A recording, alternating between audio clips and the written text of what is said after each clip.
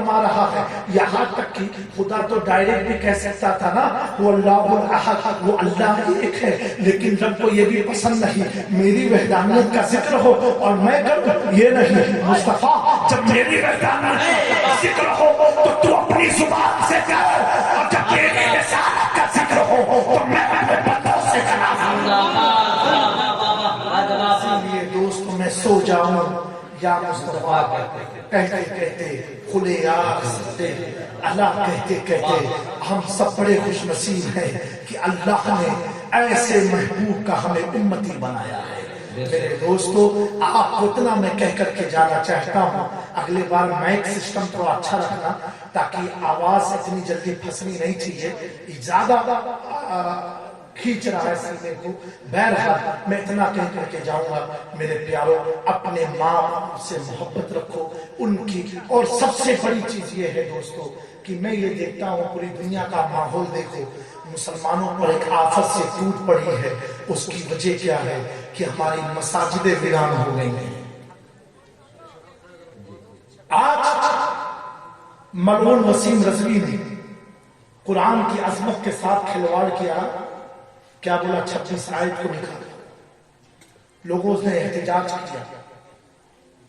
میں دوستو اس سرزمین مجاہد نگر میں آپ نوجوانوں کو, یہاں کے علماء کو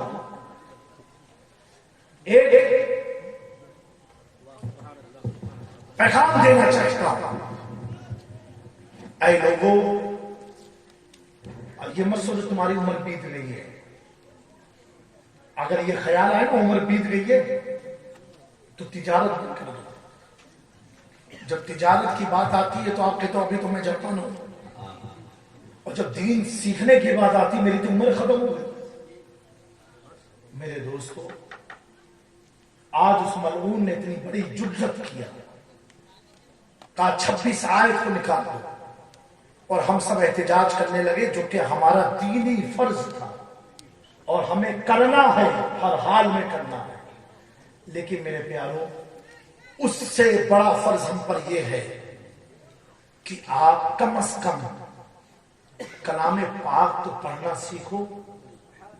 اپنی جنریشن کو, نسلوں کو 26 آیت جس پر اس نے سوالیہ نشان قائم کیا ہے, آپ اپنے علماء سے, مسجد کے ائمہ سے کہو وہ 26 آیت کا ترجمہ, اس کی تشریحات کو سمجھائیں, تاکہ کل آپ اگر سفر میں رہو اور کوئی الزام لگائے کہ تمہارا دین تو آتم کو پھیلاتا ہے تو تم جواب دے سکو. نہ تو کیا ہوگا, تم اس کے بکواس کو سن کر کے اپنے پیٹ میں ہضم کر کے چلے آؤ گے. میرے دوستو اس کا بھی جواب تمہیں میدان محشر میں دینا پڑے گا, کیونکہ چاہے تم داڑھی رکھو نہ رکھو, تم تجارت کرو یا نہ کرو, تم مدرسے میں جاؤ یا نہ جاؤ, لیکن اگر تم مومن کے گھر میں پیدا ہوئے ہو تو تم پر فرض ہے دین کا پیغام پہنچانا, دین کی تبلیغ کرنا, قرآن کو سمجھنا اور لوگوں کو سمجھانا تم پر لازم ہے.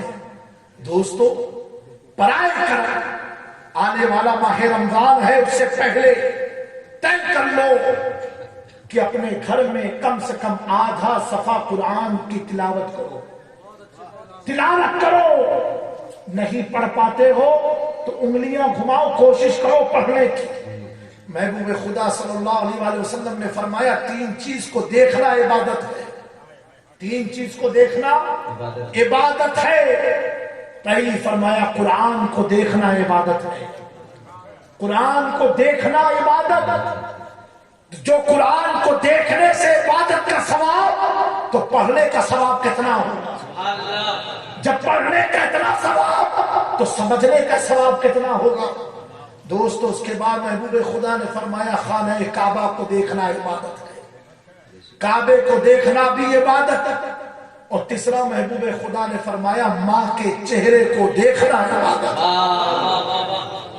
اب اس پر ایک چیز میں واضح کر دوں, ماں کیسی بھی ہو, بدکار ہو, مکر و فریب کا پیکر ہو, جاہل مطلق ہو, اور بیٹا وقت کا بڑا سا بڑا عالم مفتی بن جائے، بڑا سا بڑا مجدد ہو جائے، ولایت مل جائے، پھر بھی اس ولی کی جنت اسی ماں کے قدم کے نیچے، اس غوث کی جنت اسی کی ماں کے قدم کے نیچے ہے۔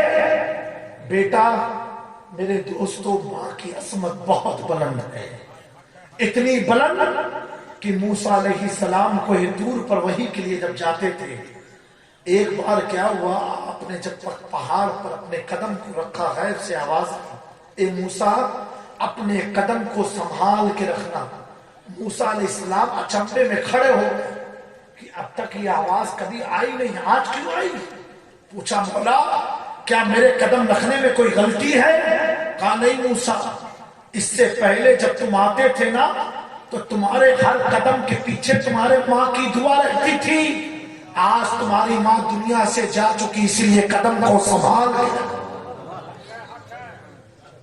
نبی ہے، ان کے قدم کی حفاظت ماں کی دعا میں ہے۔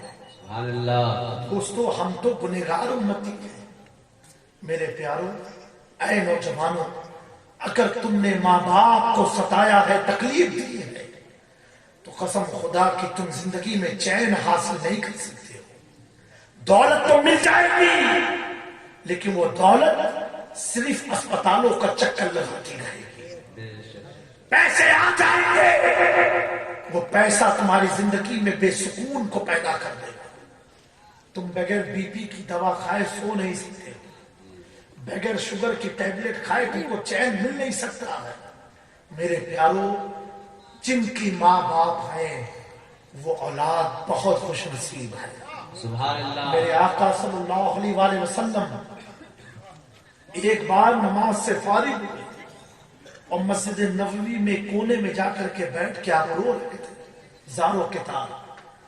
جب آپ فارغ ہوئے، صحابہ نے ہمت کیا کہ میرے آقا کو تکلیف کس بات کی ہوئی؟ حضور کے قریب گئے، یا رسول اللہ صلی اللہ علیہ وسلم آپ رو کیوں رہے؟ کہا مجھے میری ماں کی یاد آ رہی ہے۔ سبحان اللہ۔ یہ بیٹا ماں ہے۔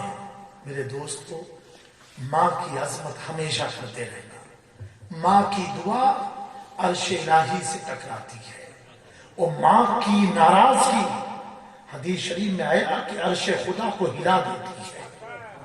ماں اگر روتی ہے تو آسمان کے سارے فرشتے اس کے بیٹے پر لعنت بھیجتے ہیں، اور جب ماں خوش ہوتی ہے تو فرشتے دعاؤں میں آمین۔ سبحان اللہ۔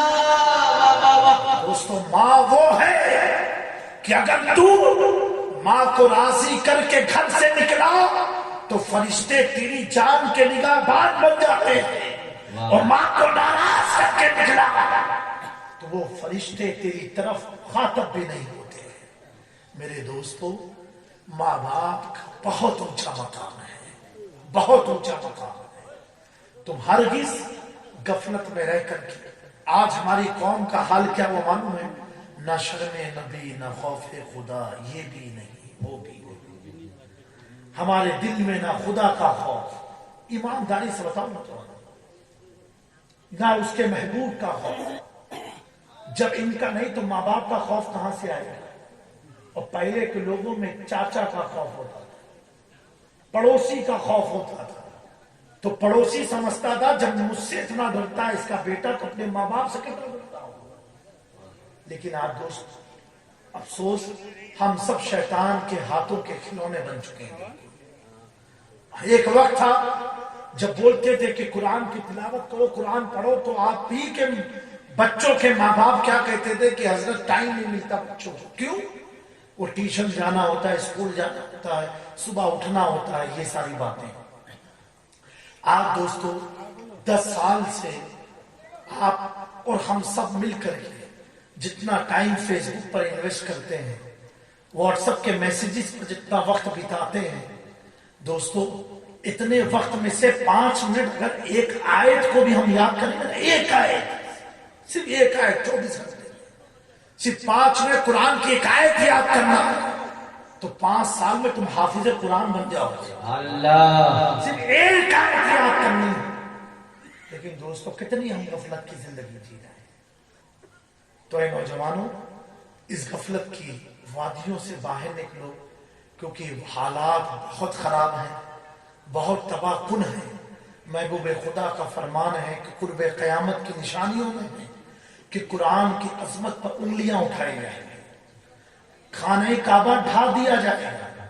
اس کے بعد حضور نے فرمایا ایمان بچانا اتنا مشکل ہوگا کہ تم فجر تک مسلم ہوگے، ظہر میں کفر کر جاؤ گے، پھر بھی تم کو اپنے کفر کا احساس نہیں ہوگا۔ آج آپ دیکھو کس حالات میں ہم سب چلے گئے۔ میرے دوستو، ان ساری چیزوں کو احساس کے ساتھ دل میں اتارو۔ ایسا نہیں کہ ہم نے کہا ایک کان میں سنا ایک کان سے نکال دیا۔